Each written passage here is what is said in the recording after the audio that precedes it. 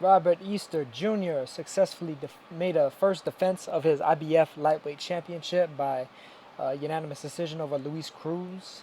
Pretty easy victory. I mean, a workmanlike victory, but kind of a pedestrian one.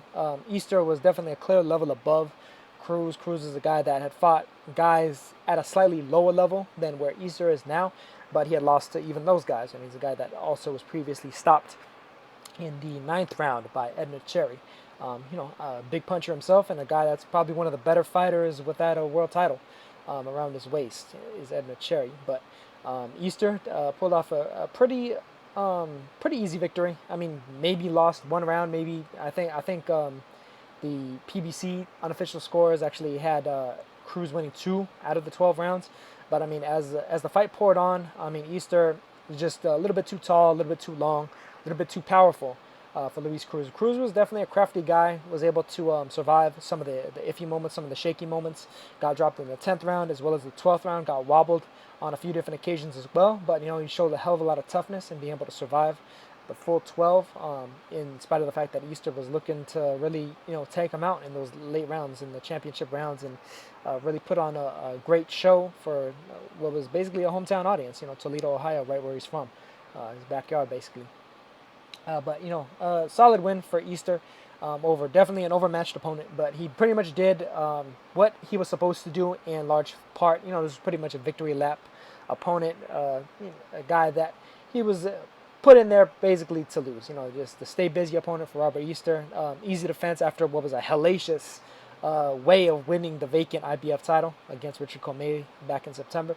But definitely we're going to be looking forward to seeing Robert Easter fight tougher opponents. Hopefully, maybe we can see him fight Denis Shafikov, who actually just recently defeated Richard Comey and is the IBF #1 contender. So he's basically Robert Easter Jr.'s mandatory.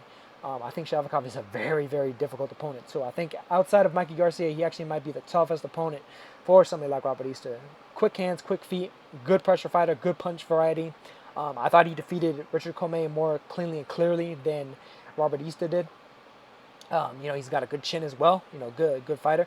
Only losses were to Rensis Barthelemy and to Miguel Vasquez, two of the better lightweights, or two guys that were probably the best lightweights at the time that they were lightweight champions in their heyday, basically. Miguel Vasquez has since kind of slipped off, and Rensis Barthelemy, of course, is now a top contender at light welterweight at 140. But as for Robert Easter, I mean, outside of Shafikov, if he was to fight some of the other champions, maybe Jorge Linares, I think that'd be a fantastic fight.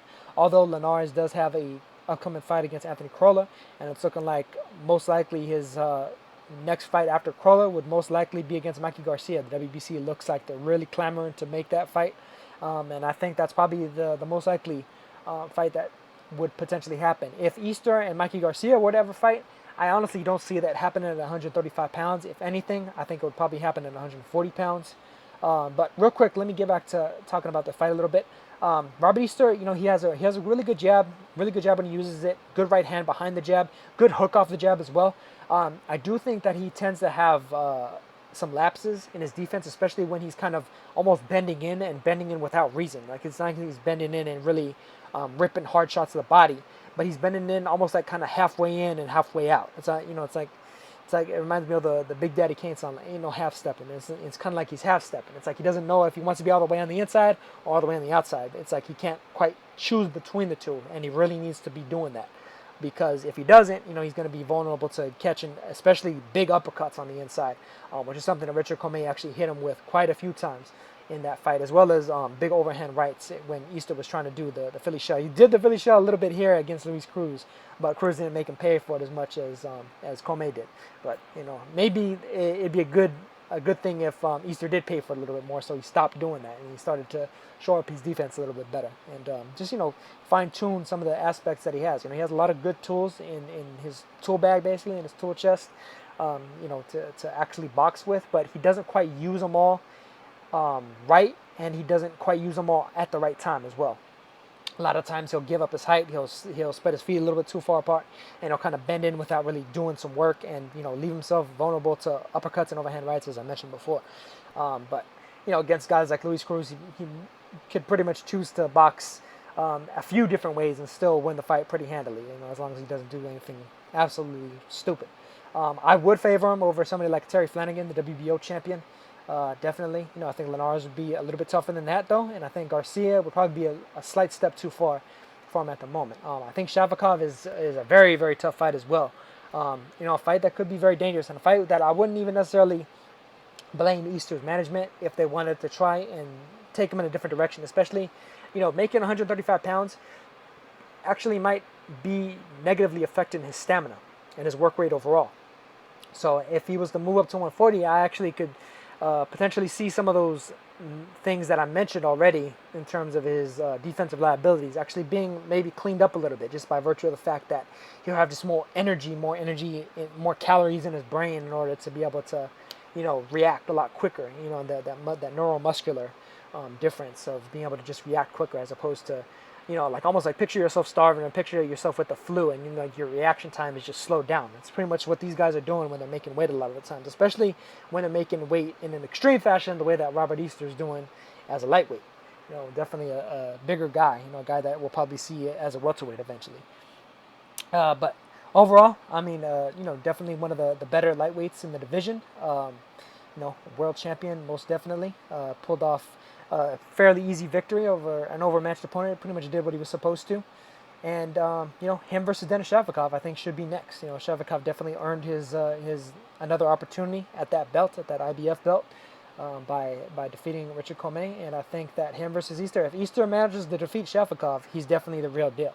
And I definitely will think a bit higher of him than I already do. I think he's probably maybe the number 2, number 3 lightweight at the moment in terms of who I see beating who.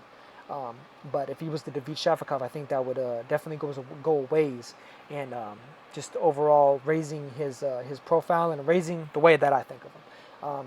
I do slightly favor Denis Shavkov in that fight, though. I think that just overall stylistically, he's an extremely, extremely difficult style and just overall matchup for somebody like Easter to handle. I think Shavkov has great stamina, great endurance, great work rate, good hand speed, good foot speed. He's a good pressure fighter, good on the inside and on the outside as well. A pretty solid all-around fighter.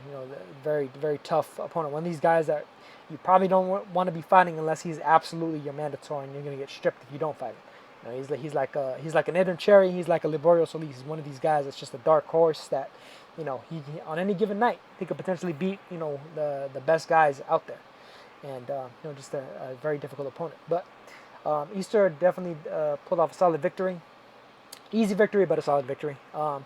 He did, unfortunately, it seemed like bore a lot of people. I saw a lot of people on Twitter, a lot of people on social media, kind of abandoning the fight tonight for the ShoBox fights, which apparently were a bit more exciting. But I was rolling with the championship fights, and just trying to do my part to showcase the guys that are at the very top of the boxing world. But I'll definitely check out the ShoBox fights as well, and hopefully some of those guys, as they have done before, a lot of ShoBox fighters in the past have managed to get up to the next level and become world champions and such, and I'm sure that's not going to stop anytime soon.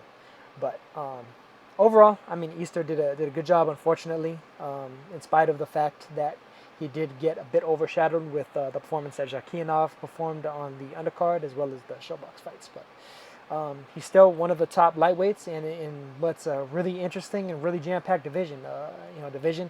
That has a lot of guys that may be moving up from super featherweight in the near future as well. That'll make things even more interesting. So, going to be real curious to see exactly how Easter's career progresses and exactly how he does in these next few fights. Some of the ones that I mentioned hopefully happen. And that's pretty much it for me. So I will catch you guys on the next one. Peace.